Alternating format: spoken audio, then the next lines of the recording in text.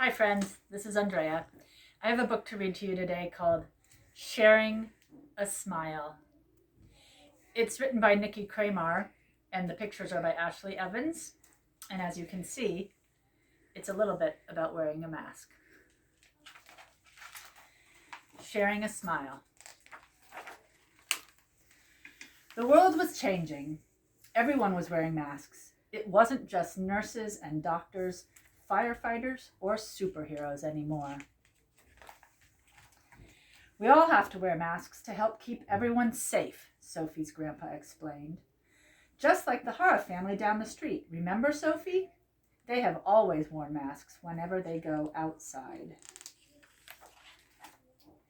Mr. Landon is wearing a mask now, working in his garden. Sophie remembered how she usually helped Mr. Landon water his flowers. Would she need to wear a mask to help him now? The mail carrier Sammy, too, her grandpa said. Sophie watched Sammy walk by. She thought about putting on a mask to go outside to get the letters. Sammy waved to her, like always, but Sophie couldn't see Sammy's smile.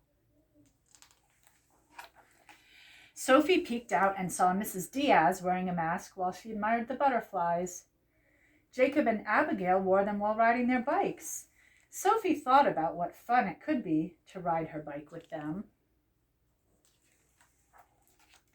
They looked across the street to Jenny's house. Is Jenny wearing one too? Sophie asked. Sophie waved at Jenny. Jenny waved back. Jenny looks scared, Sophie said to Grandpa. Maybe she is, Grandpa said. It can be hard to be brave when things change. That's why we need our friends to help us. That gave Sophie an idea. Are you ready to put on your mask and go out, Sophie? Grandpa asked. Not yet, Sophie said, but I have a plan. With her grandpa's help, she went to work. Sophie sketched and Grandpa sewed. They worked all day and stayed up late getting every detail right. The next morning, it was time to surprise their friends with the gifts they had made. Now I'm ready, Sophie said. She and Grandpa put on their masks and stepped outside.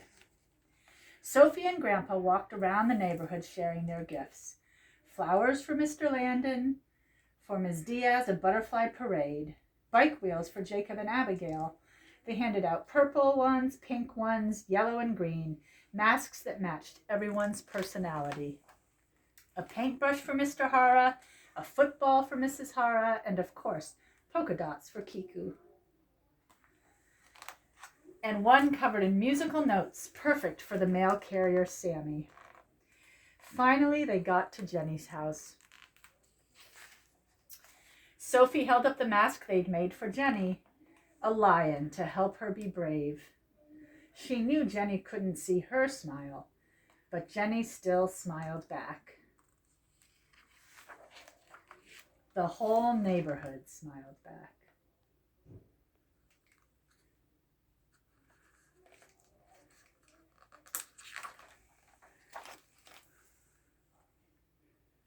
That's the end of Sharing a Smile. Thanks for listening. Bye-bye.